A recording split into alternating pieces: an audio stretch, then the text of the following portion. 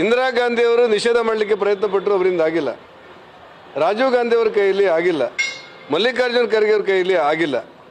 ಹಾಗಾಗಿ ಸಂಘವನ್ನು ನಿಷೇಧ ಮಾಡೋದ್ರ ಬಗ್ಗೆ, ಸಂಘದ ಬಗ್ಗೆ ಏನಾದರೂ ಕಿರುಕುಳ ಕೊಡೋದ್ರ ಬಗ್ಗೆ, ಸಂಘಕ್ಕೆ ಕೆಟ್ಟ ಶಬ್ದದಿಂದ ದೊಡ್ಡವನಾಗ್ತೇನೆ ಅನ್ನುವಂಥ ಭ್ರಮೆಯಿಂದ ಹೊರಗೆ ಬರೋದು ಒಳ್ಳೆಯದು ಅಂತೇಳಿ ನನ್ನ ಸಲಹೆ. ನನಗೆ ಆಶ್ಚರ್ಯ ಆಗುವುದು ಡಿ ಕೆ ಶಿ ಅವರ ಬಗ್ಗೆ. ಕರ್ನಾಟಕದ ಮುಖ್ಯಮಂತ್ರಿಯಾದ ಡಿ ಕೆ ಶಿವಕುಮಾರ್ ಅವರು ಎಲ್ಲರನ್ನು ಒಡ್ತಗೊಂಡು ಹೋಗಬೇಕು ಅನ್ನುವ ಕಾರಣಕ್ಕೋಸ್ಕರ ಭಾರತೀಯ ಜನತಾ ಪಕ್ಷದ ಹಿಂದಿನ ಮುಖ್ಯಮಂತ್ರಿಗಳನ್ನು, ಅದು ಯಡಿಯೂರಪ್ಪರವರನ್ನು, ಶೆಟ್ಟರ್ ಅವರನ್ನು, ಬೊಮ್ಮಾಯಿಯವರನ್ನು, ಸದಾನಂದ ಗೌಡರ ಮನೆಗೆ ಹೋಗಿ ಮಾತಾಡಿಸುವಂಥ ಮತ್ತು ಬೆಂಬಲ ಕೊಡಿ ಅಂತ ಹೇಳುವಂಥ ಸಂಪ್ರದಾಯಕ್ಕೆ ಒಂದು ಕಡೆ ಇಳಿತಾರೆ. ಮತ್ತೊಂದು ಕಡೆ ನಾನು ಹಿಂದುತ್ವವಾದಿ ಅಂತ ಹೇಳೋದನ್ನು ಕೂಡ ನಾನು ಹಿಂದೂ ಅಂತೇಳಿ ಪ್ರತಿಪಾದನೆ ಮಾಡ್ತಾರೆ.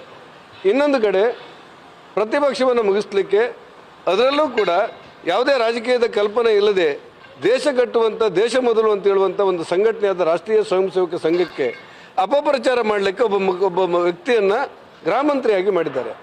ನಾನು ಡಿ ಕೆ ಶಿ ಅವರಿಗೆ ಹೇಳ್ತಾ ಇರೋದು, ನಿಮ್ಮ ಕಣ್ಣೆದುರಿನಲ್ಲಿ ಇಂಥ ಬಾಲಿಶವಾದ ವರ್ತನೆಗಳನ್ನು ನಿಮ್ಮ ಮಂತ್ರಿಗಳು ಮಾಡ್ತಾ ಇರುವಂಥ ಸಂದರ್ಭ ನೀವು ಗಮನಿಸಬೇಕಾದಂಥ ಅವಶ್ಯಕತೆಗಳಿದೆ. ರಾಷ್ಟ್ರೀಯ ಸ್ವಯಂ ಸೇವಕ ಸಂಘವನ್ನು ಕಿರುಕುಳ ಕೊಡಬೇಕು ಅಂತೇಳಿ ನೀವು ಹಿಂಬಾಲಿಸುವಾಗ ನಿಮ್ಮ ಗೃಹ ಮಂತ್ರಿಯ ಜವಾಬ್ದಾರಿ ಏನು? ಮಾದಕ ದ್ರವ್ಯಗಳಿಂದಾಗಿ ಇಡೀ ಕರ್ನಾಟಕ ಒಂದು ರೀತಿಯಲ್ಲಿ ಆತಂಕದಲ್ಲಿದೆ ಅಂತೇಳಿ ಮಾಧ್ಯಮಗಳು ಹೇಳ್ತವೆ, ವರದಿಗಳು ಹೇಳ್ತವೆ, ಇಂಟೆಲಿಜೆನ್ಸಿ ವರದಿಗಳು ಹೇಳ್ತವೆ. ಅದನ್ನು ನಿಯಂತ್ರಣ ಮಾಡಲಿಕ್ಕೆ ನೀವೇನು ಮಾಡ್ತೀರಿ? ಭಯೋತ್ಪಾದಕರನ್ನು ನಿಯಂತ್ರಣ ಮಾಡಲಿಕ್ಕೆ ನೀವೇನು ಮಾಡ್ತೀರಿ?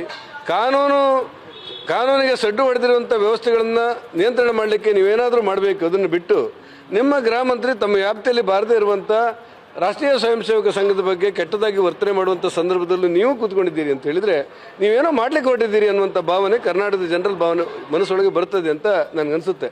ನಾನು ಆಗ್ರಹ ಪಡಿಸ್ತೇನೆ,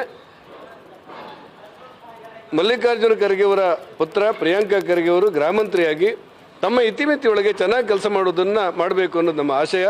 ಪ್ರತಿಪಕ್ಷವಾಗಿ ಒಂದು 2-3 ತಿಂಗಳ ಕಾಲ ನಾವು ಕಾಯ್ತೇವೆ. ಯಾಕಂದರೆ ಹೊಸದಾಗಿ ಒಂದು ಮುಖ್ಯಮಂತ್ರಿ ಆಗಿದ್ದಾರೆ, ಸಚಿವ ಸಂಪುಟ ಆಗಿದೆ, ಕಾಯ್ತೇವೆ.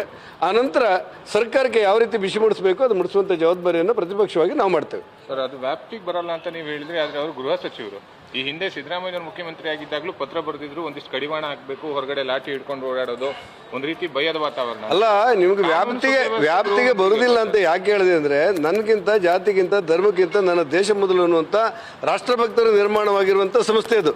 ಪಾಕಿಸ್ತಾನ ಈ ವಿಧಾನಸೌಧದೊಳಗೆ ಪಾಕಿಸ್ತಾನಕ್ಕೆ ಜೈ ಅಂತ ಹೇಳುವಂಥ ಸಂಸ್ಥೆ ಅಲ್ಲ. ಆ ಹಿನ್ನೆಲೆಯಲ್ಲಿ ಕಾನೂನು ಬಾಹಿರ ಚಟುವಟಿಕೆ ಮಾಡದೇ ಇರುವಂಥ ಒಂದು ಸಂಸ್ಥೆಯನ್ನು ಈಗ ನೀವು ಕಲಬುರಗಿಯಲ್ಲಿ ಏನು ಮಾಡಿದ್ರಿ? ನಿಷೇಧ ಮಾಡಬೇಕಂತೇಳಿ ಏನು ಪ್ರಯತ್ನ ಪಟ್ರಿ? ಕೋರ್ಟ್ ಏನು ಹೇಳ್ತು?